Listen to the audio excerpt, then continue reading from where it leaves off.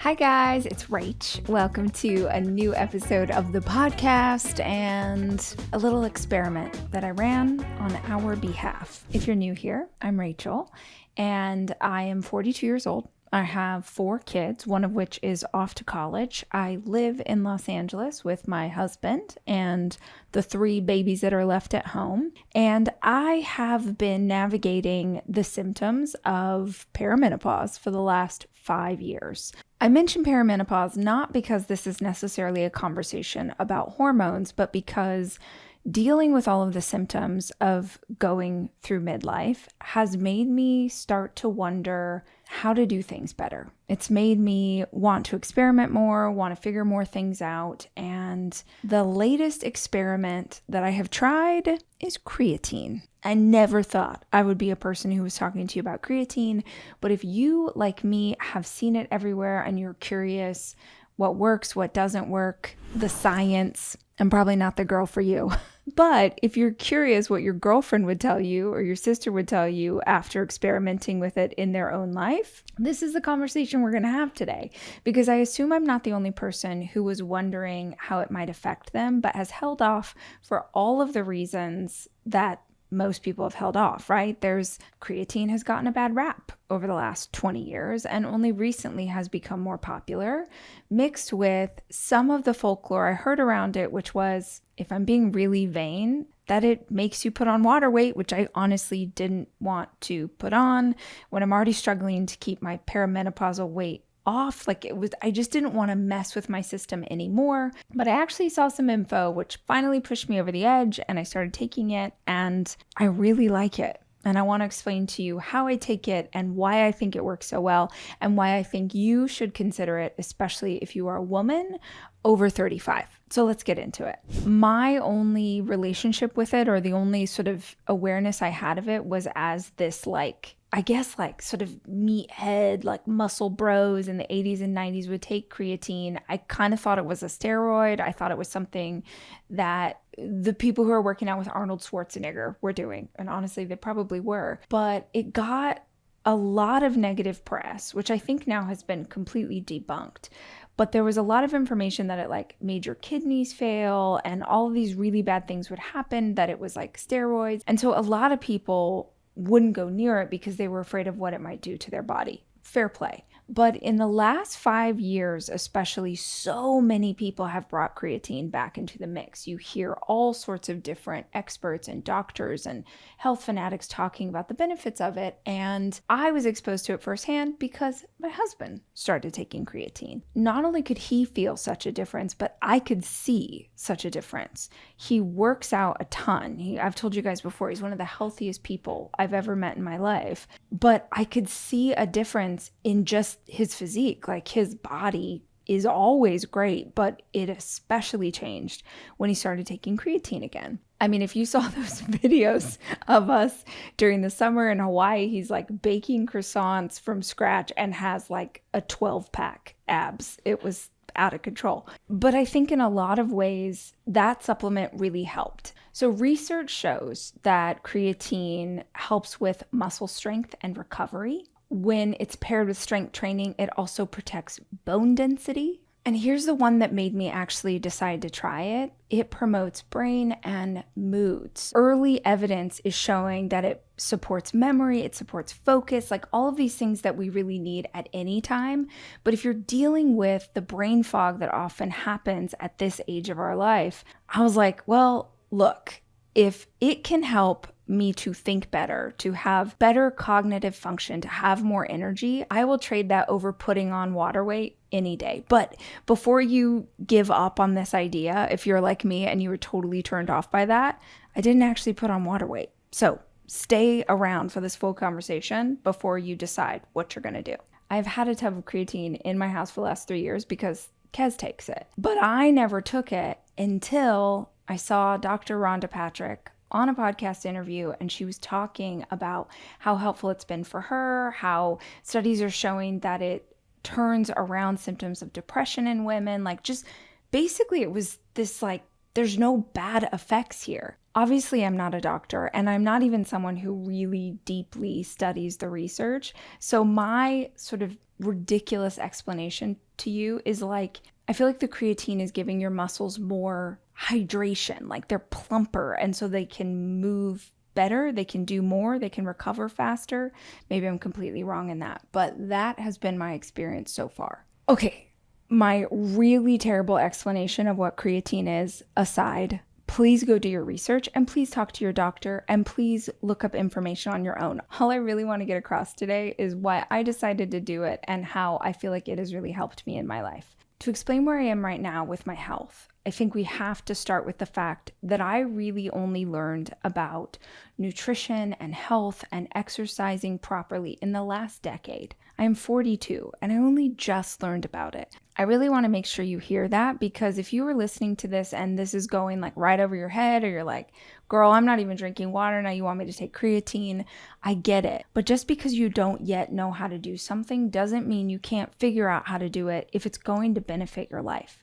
And I think in so many ways, learning about my health and learning about fitness and learning about muscles and all of it, it really has been one of the greatest gifts I've given myself. It's not a one and done. It's something that I continue to learn and continue to evolve with. I just really want to encourage you, wherever you are at in your journey, the more information that you arm yourself with, the more research that you do from real sources, not like TikTok influencers, but talking to your doctor, listening to the wisdom of other doctors that are online, all of that information can really be combined to help you live a better quality of life. Only learning about health and nutrition in the last 10 years has actually been good for me in a lot of ways, because I learned about health and nutrition from the perspective of a grown woman, right? Like, I didn't learn how to be in shape. I didn't learn how to eat a certain way based on the body I had at 22. I learned how to do that based on the body I had at 32. And that meant that hormones were in play. And that meant that I had children. And all of these things that affect us in our very real lives, I learned to navigate as I was learning about how to take care of myself. And I just feel like a lot of times we beat ourselves up because we're like, well, if only I would have figured this out faster. If only I would have had this when I was 21. But in reality, I think learning about it now is going to serve us so well as we move forward into the next half of our life. We're moving forward into the next half of our life with wisdom, with more resources that we have, with hopefully less craps to give about what other people think of us or how we're navigating this world. I just think there's so many assets that come to us in the middle of our life and beyond. The willingness to be open to all that's still out there and all you can still learn is only going to serve you really well. All of that to say, I feel like the last decade has been a lot of experimenting. I feel like the kind of conversations I would have with you guys 10 years ago when I was, writing articles for the blog. Today we are going to make a s'mores pizza, are very different than the knowledge I have now. And that's a good thing. I could never have imagined a world where my body would look the way that it does today. It's shocking to say it, but I have a better body at 42 than I have had at any previous time in my life. And that is only through knowledge and trial and experimentation. One of those experiments has been strength training. That is not something I ever really tried to do before 5 years ago. And even when I first started doing it, I really didn't know what that looked like or why it was so important. And even if you walk away from our conversation today and you are totally uninterested in trying creatine, fine. But let me make a plea to you. If you are a woman and you are over 35 years old, you must be doing something to train your muscles. You do not have to be a bodybuilder. You do not have to try and bulk up. You don't even have to do like weights. You could do body weight, you can do calisthenics, but you do need to be developing muscle mass. It has nothing to do with the way you look. Women lose 3 to 5% of muscle mass every decade. If you've ever had a loved one who was older, then you probably know if you fall, if you break a hip, if you break a bone in an older age and you don't have the ability to move at all, it is such a fast decline. And I'm not trying to be extremist, but this is a very unsexy topic So I don't hear a lot of people talking about it, and it is something we have to care about. If you're going to lose muscle mass, if you don't do anything, then number one, right now, whatever age this finds you at, you want to start building muscle mass, not in a bulky way, but just like increase the ratio of muscle to body fat percentage that you have going on just for health purposes, right? And then we want to maintain.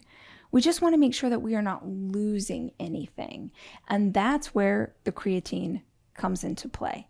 If you have this little booster that's going to help you to build muscle, it's going to give you energy, it's going to help you to think better. It feels like a win-win. And honestly, that has been my experience of trying it.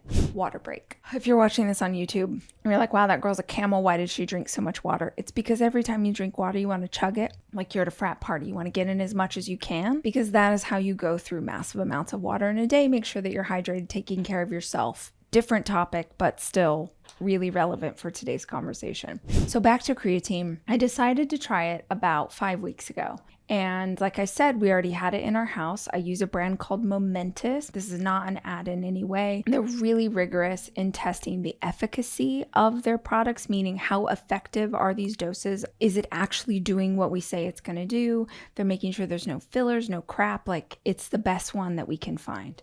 So I started taking just 5 milligrams a day. And I do a scoop and I scoop it into my morning protein shake. If you didn't listen to my podcast about perimenopausal weight loss, it's episode 861 if you want to go check it out. But I take you through exactly what I do to have the best body of my life in my 40s. And spoiler alert, it's pretty boring. But in that episode, I talk to you about how intermittent fasting wasn't really working for me. I want it to work for me. I really like how clear my mind is when I do intermittent fasting, but unfortunately my body kind of had the opposite reaction to other people's. I don't know if it's because I'm older. I don't know if it's because my hormones fluctuate, but what has really helped is breaking my fast within 30 minutes of waking up. And to be totally honest with you, I really hate it. I have a protein shake within 30 minutes of waking up every single morning. And it is truly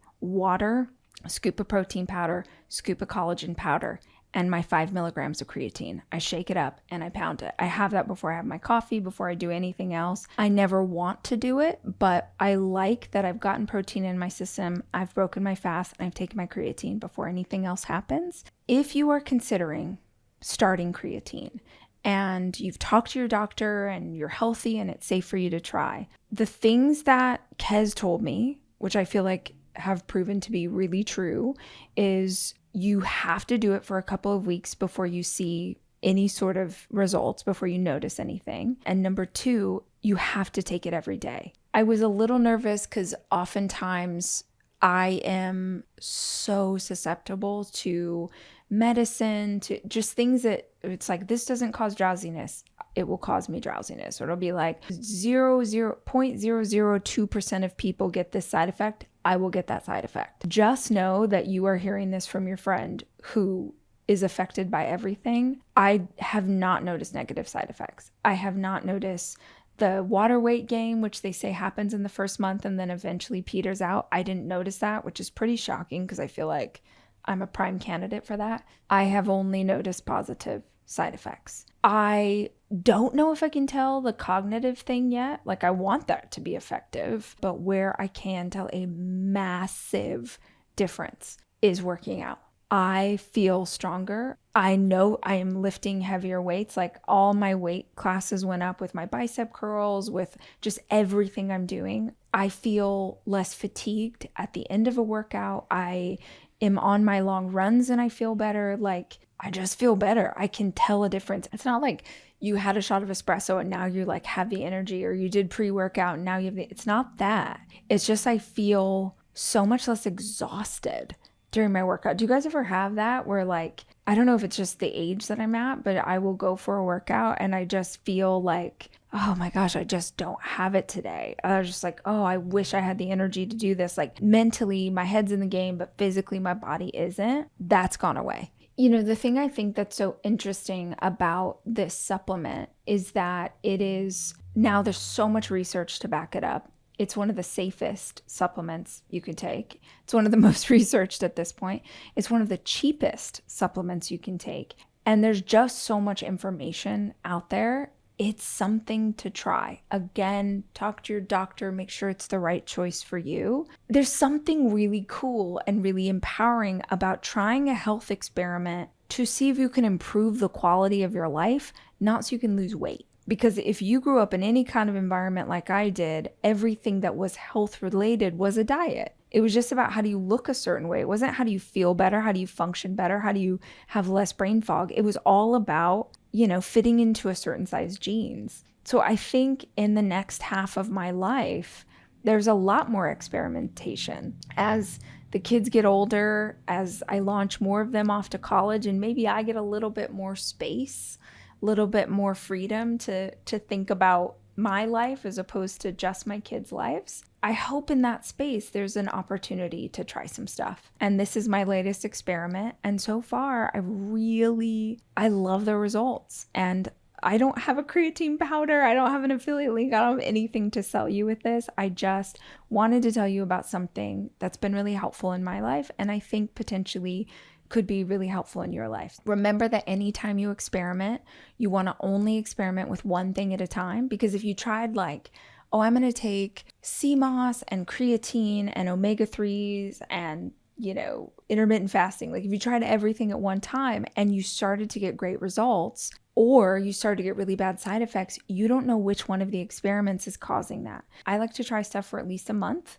Unless I get a negative effect, I try stuff for at least a month to see if I can get a positive effect. If nothing really happens after a month, I'm kind of like, all right, on to the next thing. But it's worth a shot. So if you've got a little time and you have the resources to try this, I think you might really dig it. If nothing else, maybe you do a little research, look for a little bit more information on the importance of building muscle as we get older.